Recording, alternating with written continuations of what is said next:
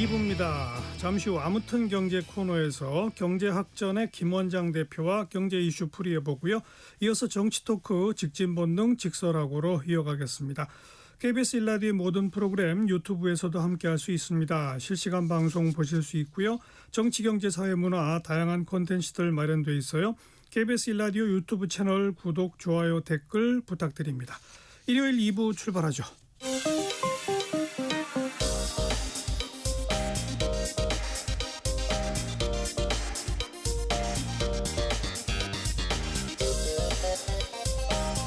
팩트체크 진짜 뉴스 정관용의 시사본부 KBS 1라디오 들어보면 압니다.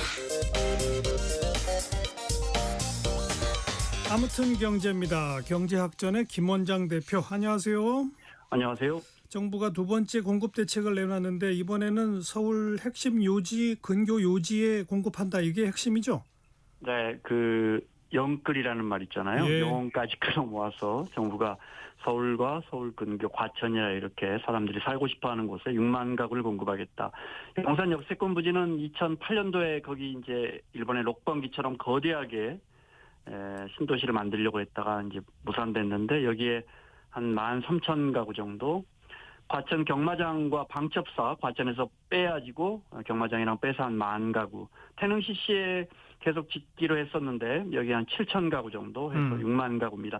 지난해 9월에 공급대책 부족하다고 언론이 비판이 많았는데 정말 보란 듯이 서울 중앙에서 이렇게 공급 대책을 내놨습니다. 네.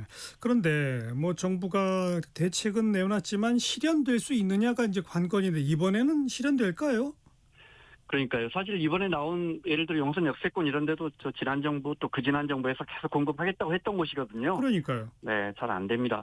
그러니까 일단 아파트라는 게 이제 우리가 보통 LH 이런 데서 택지를 개발해가지고 민간 건설사의 땅을 팔아서 민간이 짓는 게 아파트인데 이번에는 이제 지난해 이 대통령이 밝혔듯이 우리는 이제 그 정부 땅에 정부가 직접 삼성이나 GS나 이런 시공사 불러들여서 직접 짓겠다고 했으니까 속도는 좀 빨리 할 수 있는데 그게 얼마나 될지. 일단 용산 역세권 사업은 정부 땅이지만 서울시가 허가를 내주는데 서울시는 아까 말씀드린 것처럼 거대한 상업 공간을 만들어 보고 싶었는데 아파트만 짓지 않고 그래서 서울시도 양보를 해서 한 8,000가구 정부는 여기에 한 10,000가구까지 지어보겠다는 것이고 태릉시시는 국가유산청에서 그 옆에 태릉 이런 왕릉이 가깝잖아요. 예.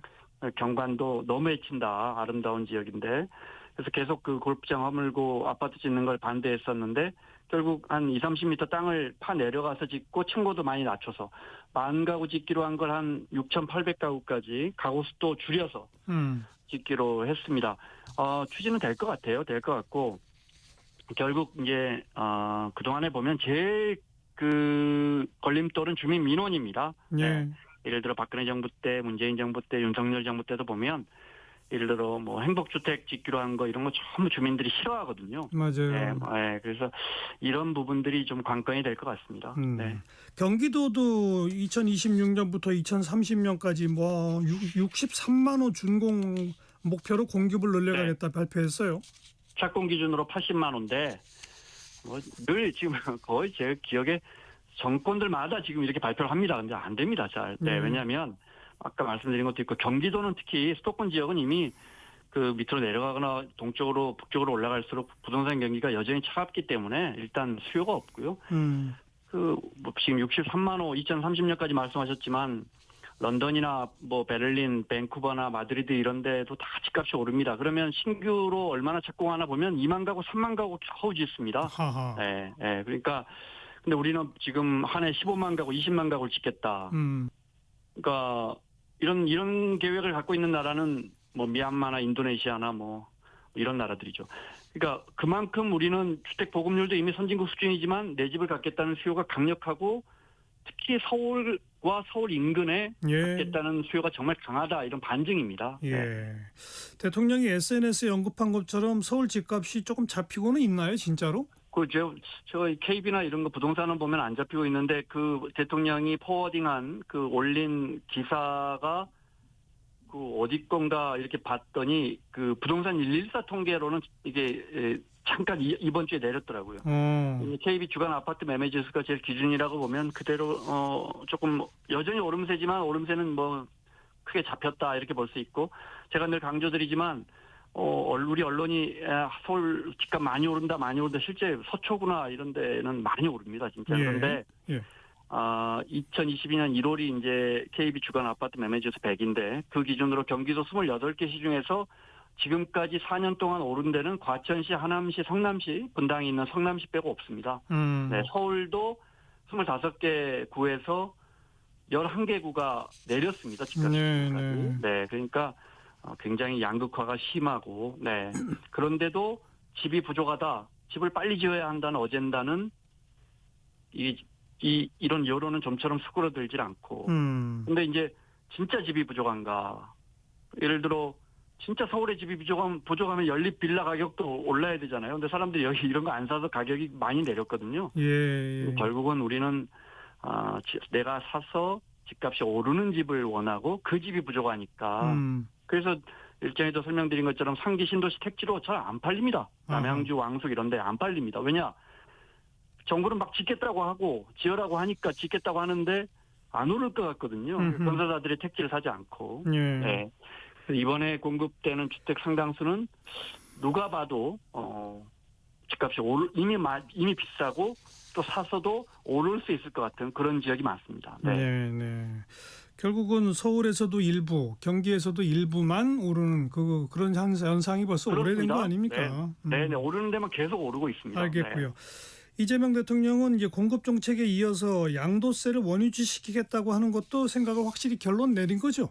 거기에 이제 보유세 올리는 것도 생각하고 있는 것 같은데요. 이제 며칠 전에 그 올린 기사 아까 말씀드린 집주인들 백기 들었나 서울 아파트값 그 브레이크, 그건 이제 서울경제 기사였는데 이걸 올리면서 만국적 부동산 정상화가 정말 불가능하다고 생각하느냐 이렇게 아주 그 단어가 셉니다. 네. 표 계산 없이 국민 믿고 비난 감사하면 가능하다. 그러니까 이런 거슬러서라도 옳은 방향이라고 생각하면 가겠다 이런 뜻이죠. 네. 오늘 새벽에 또 올렸어요. 양도세 중과세 지금 논란이지 않습니까? 그렇죠. 원래 이제 있던 법을 4년간 유예하다가 유예 이제 그만하겠다. 그러니까 원래 있던 세율대로 적용하겠다 이런 건데 왜 날벼락이냐? 네, 그 파이낸셜 그 경제신문에서 날벼락이라고 썼거든요. 그걸 또 올려서 이게 왜 날벼락이냐? 언론이 너무 투기 세력을 두둔한다 이렇게 매우 강한 어조로 비판했습니다. 그러니까 다주택자 양도세 중과세 하는 걸 4년이나 유예하고 있는데 그게 오는 5월에 끝나니까 그 5월 전에 다주택자는 집을 팔아라 이런 강력한 메시지 아니에요? 그래서 이게 5월 9일인가 끝나는데 이제 김용범 실장이 한두 달 더 미뤄줄 수 있다. 제가 볼 때는 자, 빨리 팔고 나가세요. 안 그러면 양도세 중과를 당할 수밖에 없어요. 이런 뜻도 있고 이렇게 이제 세금 관련된 건 6월 지방선거 뒤에 해결하고 싶은 마음도 있고요. 청와대가. 두 가지인 것 같고. 지금 양도세는 기본적으로 집 팔고 돈 남으면 6%에서 45%까지 세금을 우리가 내는데 중과세라고 하는 건 여기에 집이 두 채 있는 사람은 20%를 더 올리고 그러니까 20% 포인트입니다. 세 채 있는 사람은 30%를 추가로 얹습니다. 그러니까 대략 한 아파트를 사서 5년 만에 한 10억이 올랐다면 1주택자는 양도세를 한 2억 이상, 2주택자는 한 4억 이상인데 3주택자는 확 올라가서 7억 이상 내 10억 벌어서 7억 가까이를 양도세로 내니까 그래서 그 양도세 안 내려고 과거에 증여세로 아들이 자식들에게 물려주고 그럽니다. 그걸 이제 윤석열 정부에서 4년간 해마다 유예해서 이게 5월 9일에 끝나는데 이재명 대통령은 청와대는 이제 그대로 원래대로 중과세 하겠다. 그렇죠. 그러니까는 그동안에 집값 오른 것을 조금이라도 더 많이 남기고 싶은 사람은 팔고 떠나라. 그렇죠. 이런 메시지입니다. 네. 그리고 보유세 인상도 검토는 하고 있는 것 같죠? 그럼요. 부인철 장관이 그러니까 기재부 장관이 50억 주택 보유세 5천만 원이면 보유하겠나 이렇게 말하는 건 분명히 정부가 이런 생각을 갖고 안테나를 띄우는 겁니다. 50억 주택 보유세가 5천만 원이면 1%입니다. 1% 굉장히 상징적인 겁니다. 우리가 지금 0.15%가 실효세율인데 보유세, 그러니까 재산세와 종부세 합쳐서 과거에 노무현 대통령이 0.15에서 10년 동안 꾸준히 올려서 1%를 만들려고 했고 미국이 지금 한 1% 조금 넘습니다. 네. 미국이. 그러니까 미국은 50억 주택이면 350만 달러 정도 되는데 1년에 5천만 원 정도 나오는데 우리는 뭐 지금 50억 주택이면 한 1,000만 원, 굉장히 세율이 높아졌지만 재산세가 한 1,000만 원 정도 나올 겁니다. 예. 그러니까 미국의 한 5분의 1인데 이걸 올려보겠다. 올릴 수 있는 방법은 세율을 올리는 국회에서 세율을 올리는 소득세 아니 저 재산세법을 고치는 것도 있지만 공시가율을 현실화하거나 공정시장 가액 비율을 올려서 할 수 있는데 이것도 한 7월쯤 지방선거 끝나고 할 것 같습니다. 예. 그러면 보통 이제 장기적으로 보유세는 올리고 양도세는 내려주자 이게 그 학자들의 주장인데 반대로 네. 이 정부는 보유세도 좀 올리는 걸 검토하고 있고 양도세도 내리진 않고 그런 방식으로 하고 있네요. 그러니까 양도세를 내리지 않겠다는 건 분명해졌고요. 네. 보유세는 아마 이제 좀 집값 동향을 보지 않겠습니까? 네. 그래서 잡히다 싶으면 이 카드를 안 쓸 수도 있고. 네. 그래서 공급 측면에서는 집주인들이 집을 내놔야 하는데 제가 늘 말씀드리지만 우리는 보유세가 낮아서 서울에 집을 이미 갖고 있으면 이게 아주 유리합니다. 그래서 보유세를 올리려면 양도세를 좀 내려서 일시적으로 1년, 2년 크게 내려서 출구를 좀 열어주자는 이런 주장도 많았는데 그러니까요. 정부는 양도세를 내리는 건 뭐랄까 원칙에 맞지 않다 이렇게 생각하는 것 같고 또 하나 논란이 주택수에 따른 과세 우리는 지금 1주택자가 유리하잖아요. 그래서 그렇죠. 예. 50억짜리 집 한 채 갖고 있는 사람이 30억짜리와 10억짜리 주택 두 채 갖고 있는 사람보다 세금 부담이 더 낮은데 2주택자보다. 그래서 이 똘똘한 집 한 채 정책을 좀 완화하고 그냥 집이 몇 채가 있던 합산해서 과세하자 이런 주장도 많았는데 예. 정부는 이것도 어떻게 방향을 잡을지 하여튼 지방선거 끝나고 7월쯤에는 부동산 세제가 정확하게 윤곽이 나올 것 같습니다. 공급 확대 그리고 세제 개편의 점진적 추진 뭐 현재까지 네. 이재명 정부의 기조인데 네. 정말 시장 상황을 좀 잘 지켜봐야 되겠네요. 고맙습니다. 근데 그 기조가 한 6개월 전, 1년 전부터 굉장히 세졌습니다. 예, 네. 예. 네. 네, 경제학전의 김원장 대표였어요. 고맙습니다. 고맙습니다.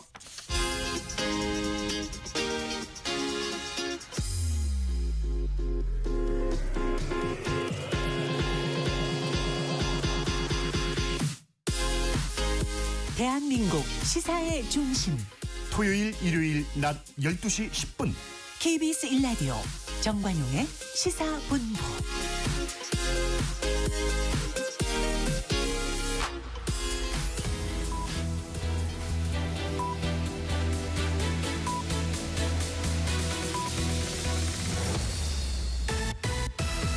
직진 본능 직설하고 고고고 뒤돌아보지 않습니다. 정관용의 시사본부.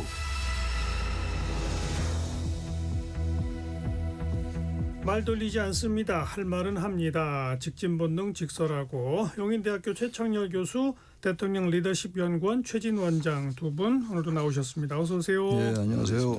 전반부 공통질문 금주의 뜬 인물 친인물부터 정리하고 갑시다. 먼저 뜬 인물입니다. 최창렬 교수는 누구? 예, 국민의힘의 전 대표인 한동훈 아. 전 대표 뭐 본의 아니게 떴죠. 제명을 윤리위에서 했었는데 결국은 최종적으로 이제 최고위원회에서 제명이 확정이 됐습니다. 뭐 말도 많고 탈도 많았었는데 그런 이후에 오히려 한동훈 전 대표의 이제 향후 정치적 거취를 둘러싸고 입지를 둘러싸고 여러 말들이 많이 있어요. 지금 지방선거에 출마할 거다 무소속으로 이런 말도 있고 지방선거에 국민의힘이 지면 나중에 비대위원장으로 올 거다라는 말도 있고 여러 말이 있습니다. 아무튼 간에 네. 야권에서 오랜만에 뜬 인물이 한동훈이 아니었겠는가 그렇게 봅니다. 예. 최진 원장 금주의 뜬 인물. 아니 어떻게 이게 똑같을 수가 있습니까? 우선 자주 똑같네요. 옛날 많이 당장은 졌지만은 이제 멀리 볼 때 뜰 가능성이 높은 인물이 한동훈 꼽았는데요. 과거 보면 핍박받는 정치인들이 나중에 한 번쯤 반짝 뜨는 기회가 반드시 있었더라고요. 네. 보니까 조국, 이준석, 윤석열, 어떻게 보면 이재명 대통령도 상당히 힘든 과정을 겪다 보니까 한 번은 더 기회가 온다. 과연 그 기회를 훗날 잡을 수 있겠는가라는 게 이제 관건이지만 어쨌든 역설적으로 뜬 인물 한동훈. 예.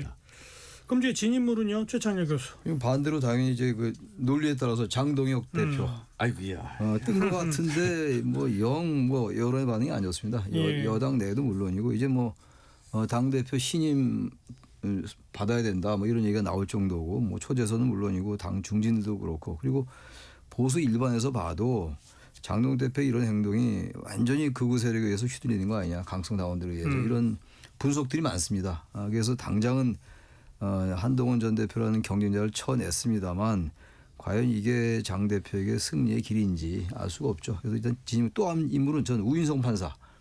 재판 합의 형사 합의 27부에 이번에 그 김건희 씨 재판 1년 2개월 때린 사람인데 도저히 이해가 안 가요. 이게 법리적인 1년 8개월. 1년 8개월이요. 자본시장법도 무죄고 도시주가 조작이 자본시장법 위반이거든요. 그리고 정치자금법 위반이고 이제 명태균 여론조사 관련 우상으로 김영선 전 의원 공천했다라는 것 이거 무죄 나왔고 그다음에 남은 세 번째 거고 이제 특가법상 알선수재 이 부분도 유죄는 유죄입니다만 일부 유죄예요. 그래서 1년 8개월 나왔는데 참으로 이해가 안 갑니다. 그 어떤 논리 쭉 들여다보면 제가 그 쭉 판결문도 읽어봤는데 그 법리적인 말은 뭐 그럴 듯하겠습니다만 그 시세 조정 문제 같은 경우도 그렇고 명태균 씨 문제도 그렇고 참으로 이해가 안 가서 이것을 뭐 법관을 뭐 진인물로 말씀드리기가 좀 부담스럽긴 한데 일단 그런 느낌이 들어서 제가 꼽아왔습니다. 네. 최진 원장 금주의 진인물. 지금 뜬 인물 진인물까지 같은 거는 방송 출연 이후 처음인 것 같아요. 오늘. 장동혁 네, 그러니까 못 말리는 이제 고집불통 극우 정치인을 확실하게 자리매김했다고 보는데 유정부 인천시장이 그랬지 않습니까? 이게 한동훈 제명을 가리켜서 장동혁 대표가 자폭 자멸 자해의 길로 간다 하고 있다라고 이제 혹평을 했는데 아무튼 사퇴의 이 압박까지 요구까지 오면서 오히려 본인은 떴다고 생각할지 모르겠지만은 예, 상당히 점점 지는 그 국면으로 빠르게 가고 있다라고 봅니다. 네.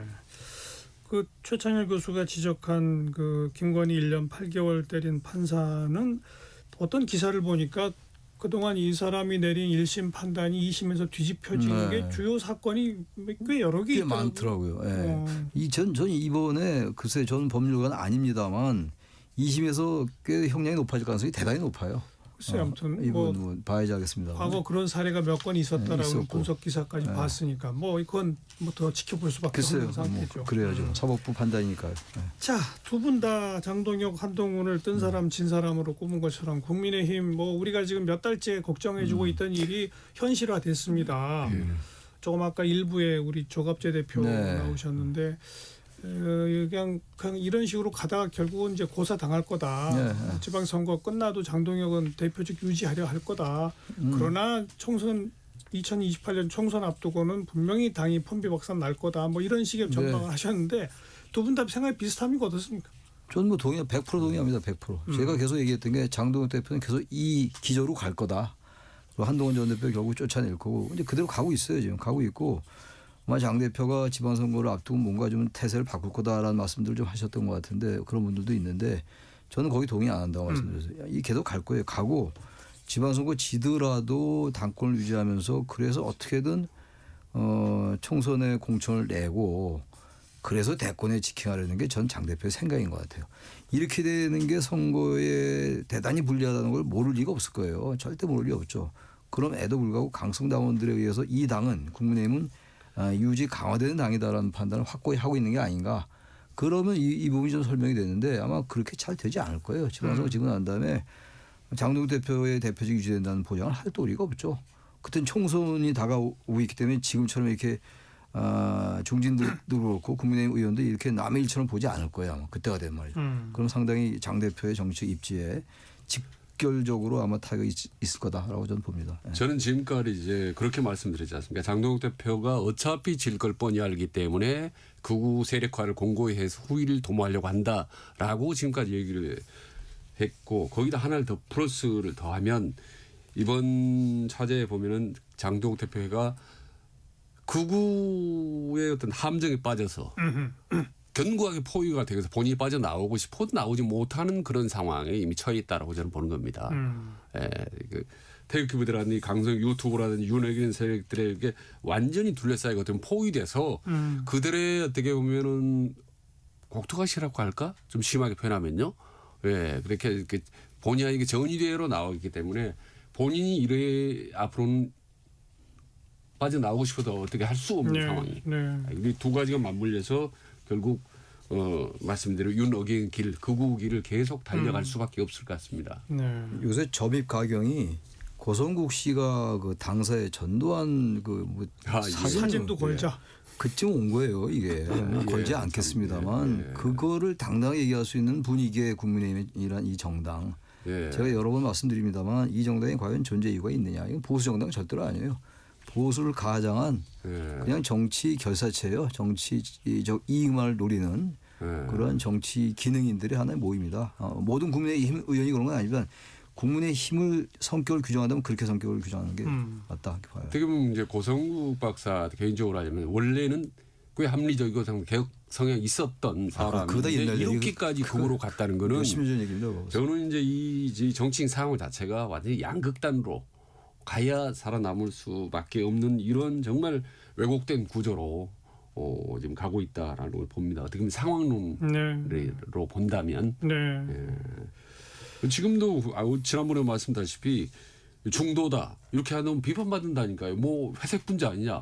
뭐 이것 좀 그런 상황이 됐기 때문에 확실한 극우, 확실한 극좌에 서면 마치 어느 정도 자기가 뭐 존재감 있고 기반이 탄탄한 것처럼 정체성 있는 것처럼 이렇게 착각할 수 있는 이런 대한민국 정치 분위기가 됐다는 점 대단히 좀. 근데 중도 아쉽죠. 확장이 안 되면 선거에도 져요. 지금 민주당은 그래도 중도 확장을 표방하고 있거든요. 그래서 뭐 이따 얘기가 나올지 모르겠습니다만 조국 혁신당과의 합당 문제도 바로 그것도 이제 걸림돌이 될 수 있는 거거든요. 그렇습니다. 예. 과연 조국당과의 그 통합이나 합당이 중도로 나아가는데 이게 도움이 될 것이냐? 전 도움 안 된다고 보거든요. 예, 예. 저도 뭐 그렇습니다. 뭐 절대적으로 정도가 중요하고 결정적으로 보이지 않는 중도에 따라서 판세가 기운다. 말하자면 중도가 조금 더 많이 지지하는 쪽은 결국은 결과론적으로 완승을 거둔다라는 그 중도주의를 제가 일관되게 주장해 왔는데 이런 것들 방금 전혀 중도 의원 확장에 도움이 안 된다고 보죠. 네. 아까 조갑재 대표는 아주 그 표현이 주옥 같은 표현을 많이 쓰시던데 영혼의 상처를 입은 질환자들이다. 네. 부정선거 음모론을 믿는 한 1,000만 명 가량이 있고 국민의힘 당원의 한 60% 가량이라고 보여지는데 네, 네. 이 사람들은 점점 소수화되면서 점점 강성화되고 매우 무례하다. 무례하죠. 그 논리적으로 싸움이 안 된다. 안 되죠. 뭐 이렇게까지 다 규정을 하시더라고요. 얘기가 안 돼요. 왜 제가 지난주에도 어떻게 토요일 날인가요? 그 광화문 그 동아민서정부 앞쪽인가? 조선일보사 앞에. 그날 꽤 추웠거든요. 근데 그날 군가 부르고 제가 군대 제대한 지가 벌써 40년이 넘었는데 그때 군가를 부르고 있더라고요. 그러니까 뭐 남이야 군가를 부르든 말든 자유죠. 근데 그 군가 속에 뭐가 있냐고요. 냉전주의, 반공주의. 그게 그대로 녹아 있는 거예요. 그들의 인식을 알 수가 있는 거죠. 네. 제가 최근에 이제 고양시라든지 파주나 용인 이런 데로 좀 갈 일이 있었습니다. 보냐 지금 며칠 걸쳐서 다 프랭카드가 일찍이 나더라고요. 부정선거 제기하는. 황교안. 예, 황교안 사진과 함께. 그래서 야, 이거 참 19세기 유물이 다시 나타난 듯한 이 느낌. 네. 요즘 갑자기 자, 심하게. 그건 그렇고 이제 한동훈 전 대표는 이번 보궐선거 및 이 지방선거에 무소속으로 나가서 3파전 끝에 어디 가서 승리하고 뭐 이런 시나리오를 그려야 됩니까? 어떻게 해야 됩니까? 두 분 같으면 뭐라고 글쎄요. 코치하시겠어요? 제가 한동훈 전 대표의 옆에 있다면 잘 모르겠어요. 진짜. 무소속으로 나가서 뭔가 그래도 해야 될 것 같긴 한데 네.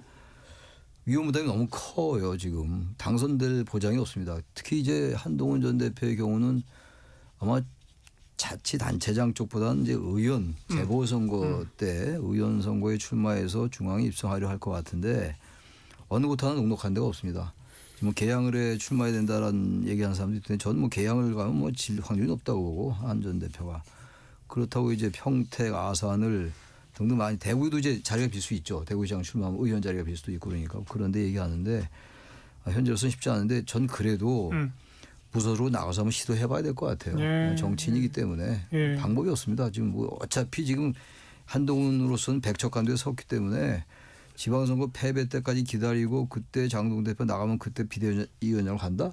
누가 비대위원장으로 초빙한다는 보장이 있나요? 보장 없죠. 없어요. 전혀 없기 때문에. 지금의 당원 분포로 봐서는 쉽지 오히려 않죠. 쉽지 않습니다. 강성당원이 점점 더 힘을 발휘하는 상황이라서 저는 만약에 제가 한동훈 전 대표에게 얘기해 준다면 일단 잘 그 변수 이런 걸 따져보고 전략적으로 고려해서 지방선거 때 무소속을 골라봐라. 뭐 그 말밖에 드릴 말이 없어요. 네. 지금 부산, 대구, 인천 무소속 출마설들이 좀 나돌고 있더라고요. 예, 근데 주변에서 적극적으로 출마해라. 과연 한동훈에 맞설 수 있는 국민 내부에 자객이 누가 있냐. 뭐 이런 얘기가 나옵니다. 자객 골라도 다 거부할 거다. 그랬더니 또 다른 강성 유튜버가 왜 이진숙 전 방통위원장 같은 사람 있지 않냐. 많이 무소속 출마하고 거기 맞붙으면 이길 수 있다. 이런 얘기가 나오는데 제가 저 측근이라면 무소속 출마를 강행하는 것처럼 막판까지 하다가 하다가 안 해요? 막판에 철회하는 거죠. 왜? 뭐예요 그게? 왜? 당을 위해서 보수 진영을 위해서 내가 같이 맞짱을 틀 수 없기 때문에 내가 당선 가능성이 있고 승리할 수 있지만 내가 눈물을 머금고 다시 멈춘다라는 이미지를 겪으면서 당 안팎의 주위에서 맴돌면서 지친을 겹집하는 것. 그게 저는 최선이라고 보는 겁니다. 2월 8일 날 지금 토크쇼 하지 않습니까? 그 계획으로 전국을 돌면서도 본인의 입장을 주장하고 또 이재명 정부를 비판하면서 상당히 중도 보수 페이스를 강해 가면 이런 기회가 분명히 온다고 봅니다. 한동훈. 근데 지금 무소속으로 나간다. 일단 가능성도 적고 당선 가능성, 출마 가능성 다 적다고 보는 거고 만에 하나 운 좋게 당선된다 하더라도 저는 얻는 것보다 잃는 게 더 많을 수 있다고 봅니다. 왜요? 당선되면 한판 승부를 국민의힘하고 한판 승부 거려야 되지 않습니까? 그럼 중도를 지지했던 한동훈의 지지자들이 다 돌아설 거거든요. 너 때문에 졌다라고 말이야. 그 당선되려면 선봉에 서서 장동혁과 국민의힘을 맹렬히 비판해야 되지 않습니까? 예. 그럼 본의 아니게 전선이 형성이 되는데. 아니 근데 그건 그때 이후의 문제고 한동훈 대표가 전 대표가 그런 거 따질 계좌는 아니죠. 당선되면 오히려 어렵다. 그건 전혀 논외의 얘기예요. 제가 볼 때. 무조건 당선되고 봐야 돼요. 그럼 얘기는 달라집니다. 배지를 달 때의 한동훈과 국회의원 한동훈과 밖에서 계속 장관 한동훈, 대표 한동훈 이런 거는 달라요. 전 배지를 다는 게 한동훈 측으로서는 그게 가장 급선무입니다. 근데 그게 어렵다는 것이지. 근데 지금 그 논의 별로 의미가 없어요. 배지 달아도 의미가 없다라는 그 논의 자체가 의미가 별로 없다. 한동훈이 법무장관 했고 그다음에 이제 공천 때도 본인 비례할 수 있는 것도 얘기 안 했지 않습니까? 본인은 사실 국회의원 한두 번 하는 건 큰 의미가 없다고 봐요. 근데 원내 들어오면 훨씬 더 나아지겠지만 지금은 그럴 때가 본인은 아니에요. 대권을 염두에 두고 있기 그건 때문에 그때 얘기예요. 그때 얘기. 지금 상황이 다릅니다. 국민힘 장동혁과 맞짱을 튼다. 너무 잃는 게 많다. 위험 부담이 크다. 그래서 지금은 아무튼 당 주변에서 자기 세력 결집하면 저는 금방 빠르게 느는 기회가 온다고 당장 6월 지방선거 끝나면 저는 바로 기회가 올 수도 있다고 봅니다. 저는 아주 저는 폭망할 가능성이 높다고 보거든요. 국민힘이. 근데 무소속으로 출마해서 국민의힘과 뭐 정면으로 각을 세운다기보다 자기가 무소속으로 출마한 건 국민의힘을 살리기 위해서다라는 논리로 갈 수도 있잖아요. 그런 논리 피겠지. 야, 그 논리는 너무 추악하게 들릴 것 같아요. 국민의힘 지지 입장에서는. 과거에 그리고 일단은 가능성이 매우 낮기 때문에. 많지는 않은데 과거에 어쨌든 그 이해찬 전 총리도 무소속으로 해서 무소속으로 나와서 당선됐어요. 예. 그때 김정인 비대위원장이 공천 배제했고 컷오프 시켰거든요. 20대 총선 2016년도 20대 총선 때 그랬고 홍준표 전 대구시장도 마찬가지예요. 무소속 살아 돌아오면요 명분이 됩니다. 배지 달아야 돼 무조건. 그건 근데 이제 당선 그게 문제인 경우에. 것이지 그게 어려서인 것이지. 그렇죠. 됐기 때문에 그러는 거지. 거기서 지면 정말 저 혼자 살려고 급배치 달려고 몸부림치다가 참패한 사람 이렇게 낙인 찍혀버리면 정말 어차피 제일 힘들어요. 한동훈 전 대표는 승부를 거는 수밖에 없어요. 예. 지금 그렇다면은 사직생이냐 생직사냐 둘 중에 하나예요. 그 솔직히 말씀드리면 그 홍준표라든지 혹은 아까 이해찬 같은 경우는 선거의 백전노장들 아닙니까? 한동훈이 언제 본인 선거 해본 적이 있습니까? 그렇죠. 한 번도 없어요. 그렇기 때문에 위험천만하고 실제로 내부적으로 이렇게 강심장일 것 같지는 않아요. 솔직히. 예. 그런데 요즘은 이제 과학 선거기 때문에 네. 사전에 다 이렇게 또 조사해 보면 승산이 있다 싶으면 하는 거예요. 할 거예요. 할 수 있어요. 그럼요. 왜냐하면 지금 이게 지역구가 꽤 많이 늘어날 거예요. 그러니까요. 지금 아직 이제 확정이 안 됐으니까. 안 돼서 그렇고 지금 그 2심에서 이제 유죄가 확정된 선거법상 그런 의원도 있고 또 앞으로도 그럴 사람들이 있고 또 단체장 출마할 사람도 있어서 생각보다 많을 거예요. 예, 이번에 예, 총선 지역이 아니 보궐선거 지역이 많아서 잘 수도권에 이런 데잘 고르면 집 고르듯이 잘 고르면 전세나 월세 잘 고르면 좀 좋은 데 갈 수 있듯이 아마 이럴 것 같은 할수 있다고 생각해요. 몇 군데 지역에 본인 입지를 하면은 여론조사 실시해서 아, 그러니까요. 상당히 이제 높게 나오면 본인은 어떻게 해볼까 이제 할 텐데 그렇게 뭐 거의 정해진 시나리오예요. 예, 그러니까 제가 봐도 그런 보궐선거 것 같아요. 지역이 결정되고 후보진 윤곽이 좀 드러날 때 다 조사해보고 제일 가능성 높은 그럴 지역으로 것 딱 같아요. 나가면 예. 그게 근데 제가 말씀드린 건 모든 지역에서 가능성이 훨씬 낮게 나오는데 본인이 한번 산호하겠다라는 생각으로 무리한 승부수를 던질 가능성은 낮다, 아주 적다라고 보는 그렇죠. 거죠. 그리고 아마 이길 지역이 있을 거예요. 있겠죠. 뭐 봐야지 알지는데 아마 예. 길이 있을 거예요. 아마 지금 한동안. 예. 1시 30분 막 지났습니다. 잠깐 교통정보 전해드릴게요. 서휘영 씨. 네, 이 시각 교통정보입니다. 먼저 서울 시내 돌발 구간입니다. 내부순환로 성산 방향 홍지문 터널 1차로에 추돌 사고 발생했습니다. 국민대 램프부터 여파받아 밀리고요. 반대 성수 방향도 홍지문 터널 안에 고장난 차가 멈춰 있는데요. 홍제 램프부터 밀려 지납니다. 강변북로 구리 방향 성산대교 5차로에 사고 처리하면서 일대가 혼잡합니다. 또 올림픽대로 공항 쪽으로는 방화대교의 추돌 사고 처리 중인데요. 4차로 미리 피하시기 바랍니다. 이어서 경부고속도로 서울 방향 양재에서 반포까지 밀립니다. 서울 양양고속도로는 서종에서 화도까지 이동량이 많고요. 광주 원주고속도로 광주 쪽으로 흥천이포에서 속도 내려갑니다. 또 영동고속도로 인천 방향은 평창에서 둔내터널까지 10km 정체길입니다. KBS 교통정보센터였습니다.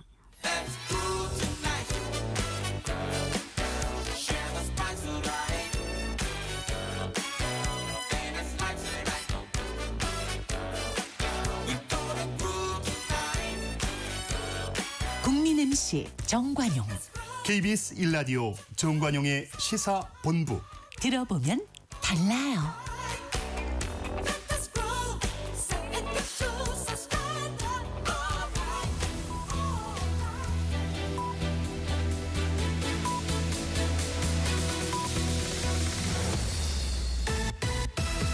직진 본능, 직설하고 고고고. 뒤돌아보지 않습니다. 정관용의 시사본부.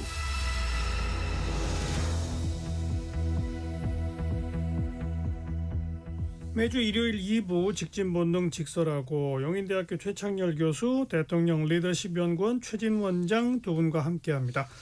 자, 금주의 핫한 한마디 최창렬 교수. 전 정부의 두 사람을 좀 꼽았어요. 이재명 대통령의 말씀인데 이거는 정책적인 면입니다. 부동산 정상화는 코스피 5천이나 계곡 정비보다 더 쉽고 중요하다. 예. 이 말씀 하나 하고 김민석 총리의 말씀인데 이건 정치적인 얘기입니다.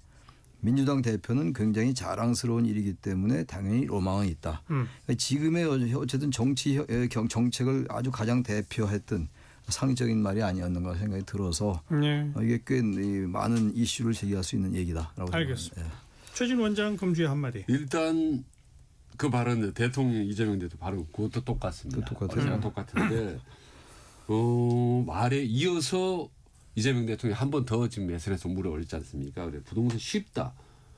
근데 이 부분에 대해서 야당이 명리를 공격하니까 언어 해동 능력이 부족한 사람들에게 한 번 더 설명한다 해놓고 이게 부동산 전쟁이 아주 그냥 마냥 쉽다라는 얘기가 아니라 내가 정치적 유불리를 떠나면 얼마든지 수단은 있고 이게 반드시 불가능한 일만은 아니다라는 말을 이제 덧붙였는데 좀 이재명 대통령이 좀 누구도 못했던 부동산 정책을 딱 풀 수 있는 묘수가 있나라는 생각이 들 정도로 그리고 이렇게 해결하기 힘든 문제를 한번 풀 수 있는 그런 또 자신감이 있나라는 점에서 상당히 저도 개인적으로도 이 말이 좀 팍 뇌리에 깊이 박혔습니다. 예. 근데 부동산을 완전히 풀기는 너무 어려울 텐데 저는 네. 지금보다 많이 나아질 수 있는 방법은 얼마나 있다고 봐요. 정말로.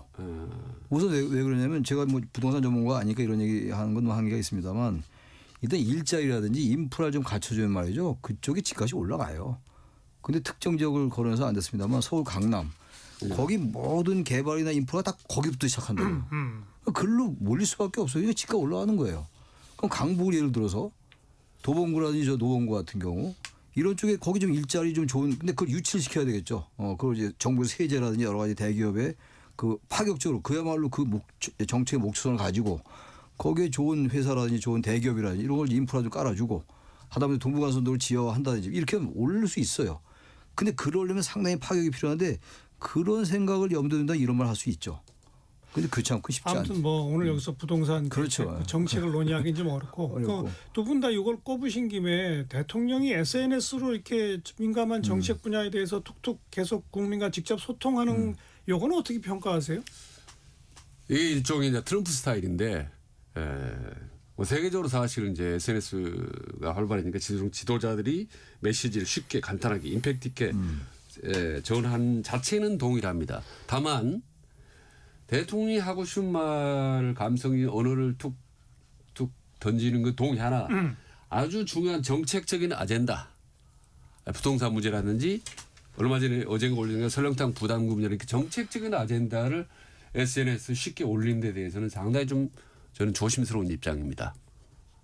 이게 어차피 그러면 자칫하면 진영 간의 논리로 이렇게 쉽게 확대돼 버릴 수 있다. 대통령 본인은 이렇게 풀기 어려운 문제로 받아서 이렇게 토론을 해서 공론화하는 게 중요하다라는 부분은 인정하지만은 바로 발언하는 순간 보수 진보로 좀 갈라지기 때문에 정책적인 문제 좀 신중하고 약간 단계를 밟아서 했으면 좋겠다라는 게 제 개인적인 생각입니다. 저는 SNS 하는 거 좀 100% 환영입니다. 왜 그 말씀을 드리냐면 우리나라 뭔가 잘못된 인식이 있어요. 대통령은 거대 담론만 얘기해야 된다는 아주 이상한 고정관념이 있거든요. 그 다른 건 다 국무총리 그리고 국무총리도 그냥 추상적인 얘기하고 그다음에 장관 밑에는 다 실무자가 얘기하는 아주 잘못된 생각이에요. 높은 자리를 왜 줍니까? 기사 주고 자동차 주고 왜 이렇게 많은 명예와 권력을 줘요. 그런 사람들이 이 인식을 가지라는 얘기예요. 대통령도 하다못해 파출소에 작은 것도 지적할 수 있어야 되고 저는 그런 면에서 SNS 통해서 부단히 얘기하는 거예요. 대통령이. 다시 말하면 대통령제 국가에서의 가장 강력한 의제 설정력을 갖고 있는 건 대통령이에요. 대통령이 항상 그냥 이 얘기 이게 무인지 이게 술인지 물인지 모르게 하는 얘기들 두리뭉실 넘어가고 그럼 대통령 그 자리에 왜 있습니까? 그러니까 진영이 하나의 수장으로서 밖에 안 있었던 건데 얼마나 좋아요 이런 얘기. 이게 설령 찬반이 많이 있죠. 설탕에 대해서 이게 세금이냐 부담금이냐 논란. 설탕세 같은 것도 그렇고 부동산 정서 이것도 상당한 논란이 야기될 수 있는 얘기지만 방법이 있다 이거 아니에요. 어쨌든 이런 얘기도 하고 여러 가지 얘기할 수 있어요. 저 하다못해 이런 얘기 좀 했으면 좋겠어요. 왜 전철이 온도가 왔다 갔다 하느냐. 이제 전철 안 타봐서 모르겠죠. 잘. 그런 얘기조차. 아니 SNS 지금 정치인들 다 SNS 얘기하잖아요. 자신들의 견해 이런 것들.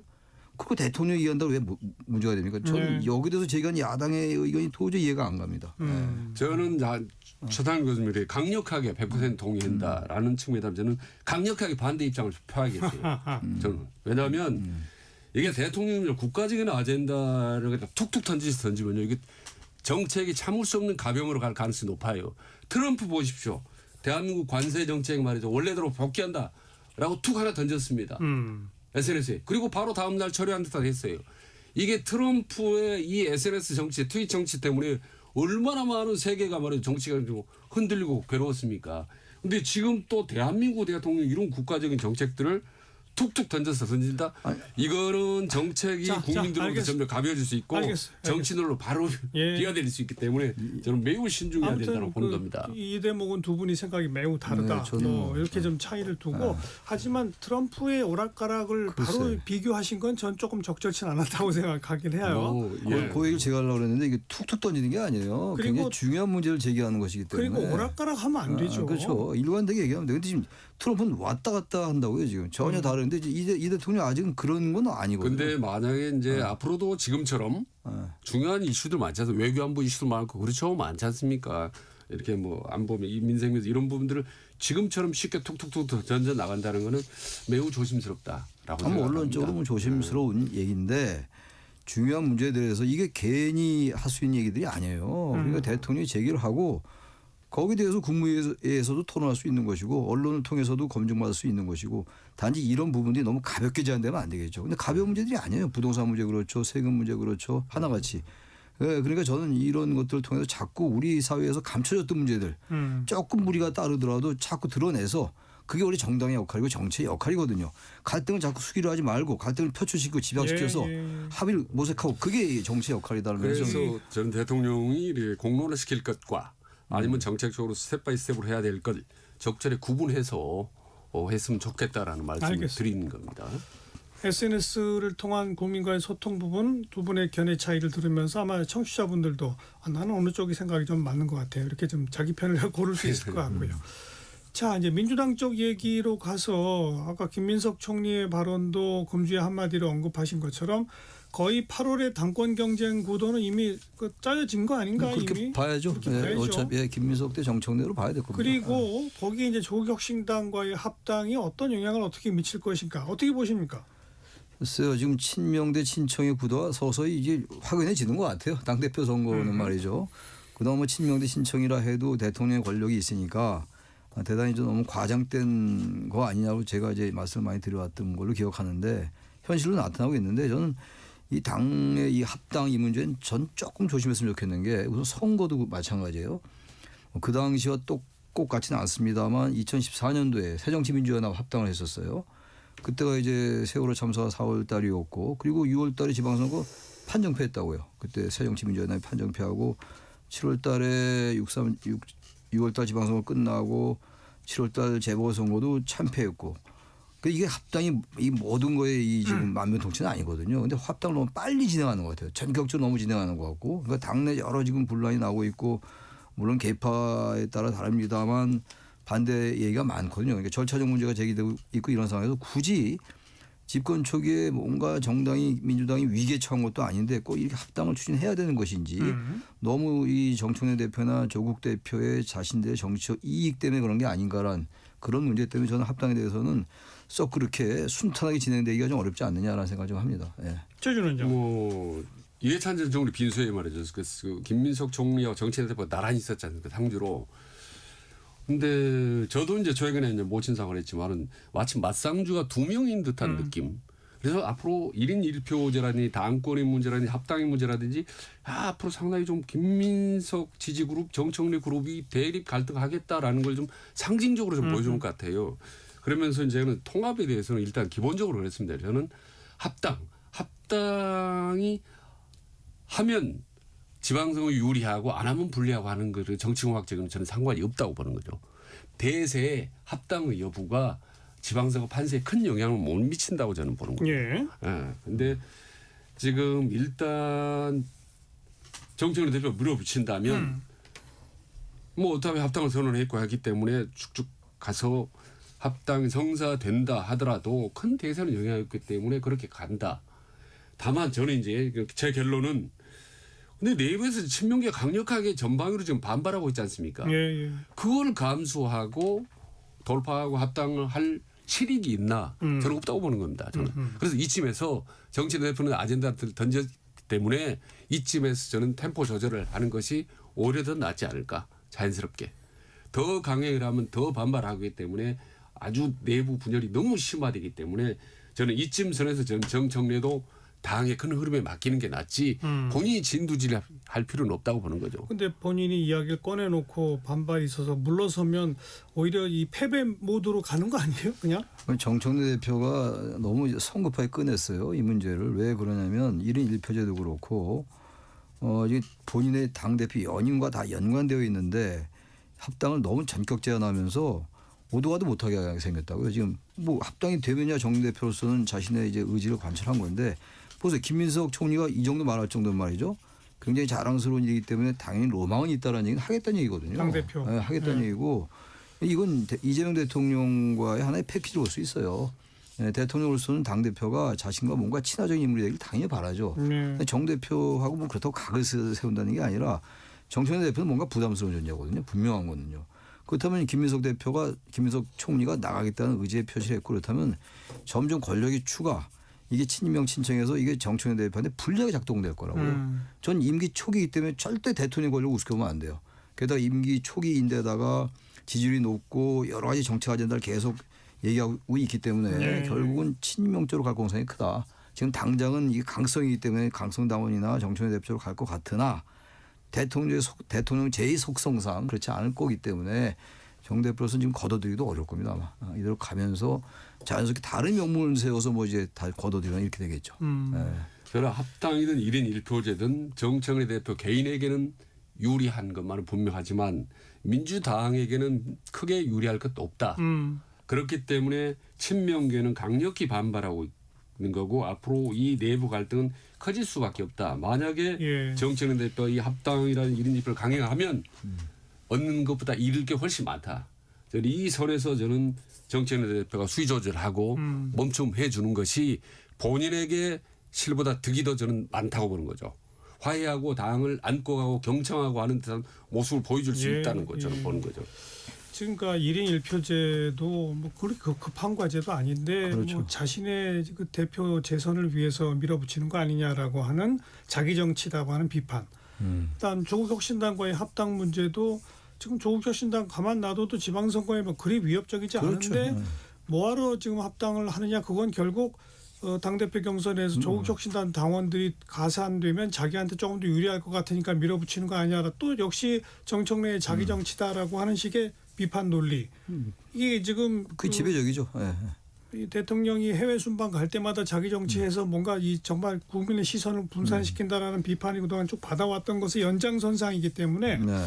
글쎄요 이미 그 뭐 판세 자체가 정청래는 자기 정치만 해서 오히려 이재명 대통령 집권 초를 좀 흐트러뜨리고 있어라는 식의 인식이 점점 커져가는 커져가고 분위기 있어요. 아니에요? 예, 그 인식이 점점 이렇게 자리 잡아가고 있다고요 지금. 처음엔 친명대 신청이 아니다라고 뭐 저도 말씀드렸습니다만 그게 과도하게 할 게 아니다라고 봤지만 정청래 대표의 당 대표 연임이 그 서서히 드러나고 있어요. 아무리 부인을 하고 다른 명분을 내세운다 하더라도 속일 수가 없는 거거든요. 근데 이거는 이 여권의 대단한 부담이에요. 이렇게 하면 안 되는 거죠. 국정 운영의 큰 틀에서 이득을 보면서 자기 정치 해나가야 되는 것이지 정 대표가 너무 자기 정치 앞세우는 게 다 느껴져요 이제는. 예. 이건 불리할 수밖에 없죠. 그래서 제가 지난 시간에도 그랬지 않습니까? 지난주에도 아마 이 합당 순조롭게 못 될 것이다라고 예상했던 게 바로 그 일이었습니다. 예. 지금 이 대통령이 지지하는 이른바 이제 친명계에 대해서 어떤 두려움, 걱정을 갖고 있냐면요.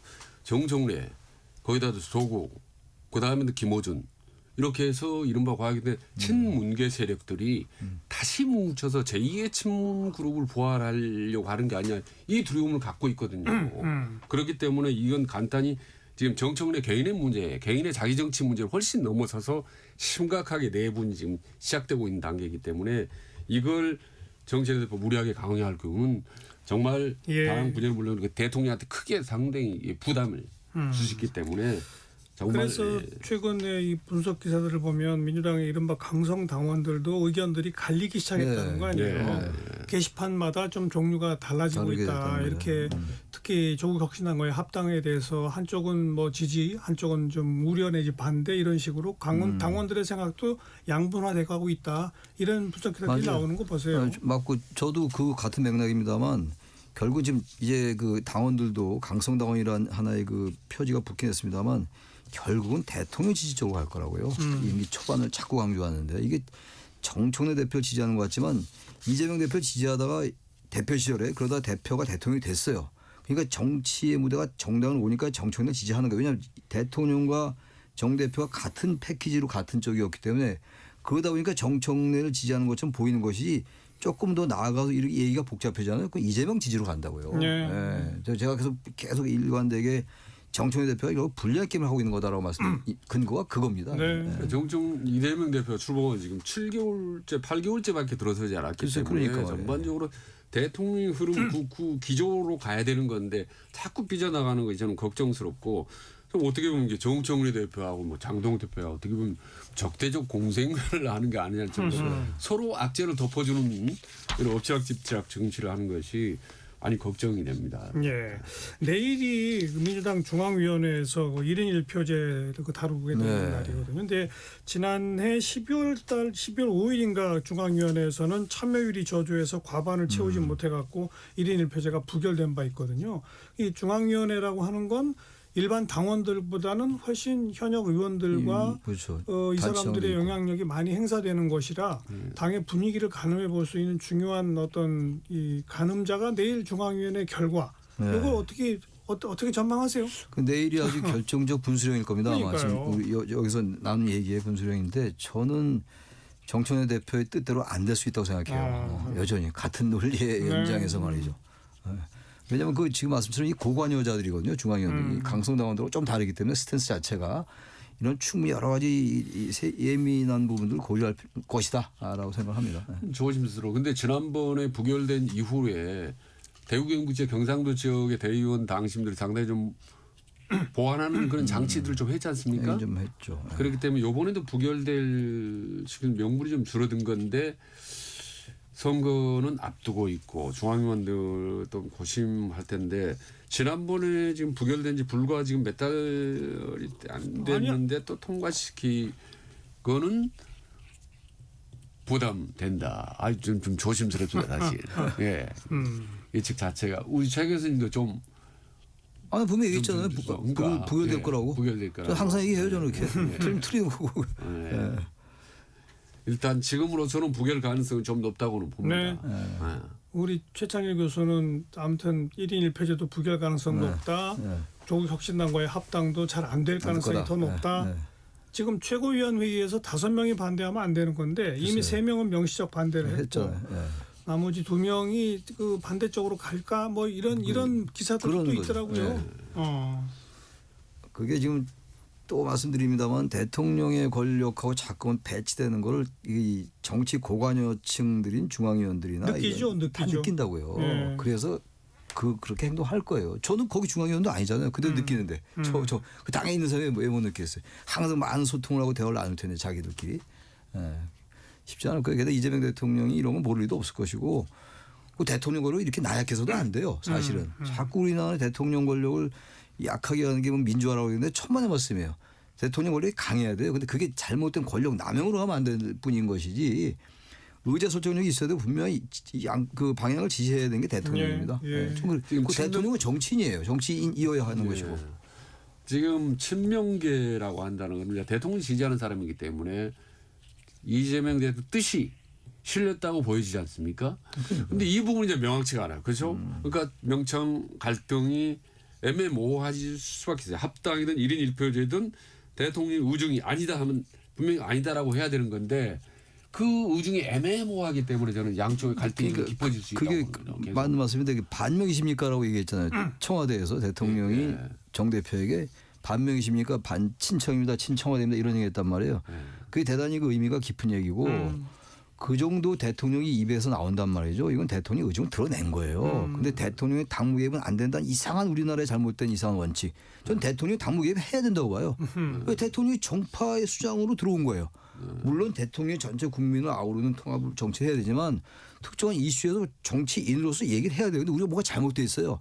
과거 노무현 전 대통령이 그만했다고 탄핵된 거 아닙니까? 아무 말도 아니에요. 지금 보면은. 어쨌든 그것 때문에 얘기를 못해서 그래서 반명이십니까라고 자기의 정치 의지를 드러냈다. 농담 던지듯이 한 거예요. 그런 분명한 의지를 강력하게 드러낸 당원들한테 뭔가 메시지를 준 거죠. 좀 그렇게 보는 거죠. 아니 그리고 정무 수석이 가서 또 수시로 전달하지 않습니까? 솔직히. 그럼 결론은 이재명 대통령이 본인의 뜻을 피력했는데도 정청래 대표는 거기를 순응을 하지 않고 자기 정치를 하고 있다고 보시는 거죠. 그런 거죠. 봅니다. 그런 거죠. 그렇게 보고 있어요. 자기 정치 하는 거예요 지금. 그런 부분들이 전 곳곳에 나타나는 거죠. 합당이라든지 1인 1표라든지 인사업이라든지 여러 가지로. 아니 정청래 대표 입장에서도 대통령이 결국은 김민석 총리를 차기 당대표로 밀려고 하는 것 같구나라는 느낌을 받으면 그냥 순순히 가만히 있으면 그냥 가라앉는 거니까 그렇죠. 할 때까지 자기 정치 해보는 거죠. 해보는 거고 상황이 완전히 그러면 서서 이제 주제를 돌리겠죠. 이슈를 돌리면서 이슈를 전환하겠죠. 그러면서 스멀스멀 없어지면 그쪽으로 할 거예요. 전 그렇게 봐요. 모르겠습니다. 그러면 결국은 모든 역대 정부 때마다 새로운 실세가 자기 갈 길 가는 것. 그렇죠? 대통령이 이미 이제 됐기 때문에 이제는 자기 미래 위해 자기 정치를 하는 그 역대 고질적인 어떤 법칙이 그대로 작동하는 것 같아요. 정청래 대표한테도. 그런데 지금 시점이 좀 너무 빠르다. 빠르죠. 그렇죠. 그 얘기는 계속 동의하죠. 알겠습니다. 그렇죠. 자, 직진본능 직설하고 오늘 여기까지 영인대학교 최창렬 교수, 대통령 리더십 연구원의 최진 원장 두 분과 함께했습니다.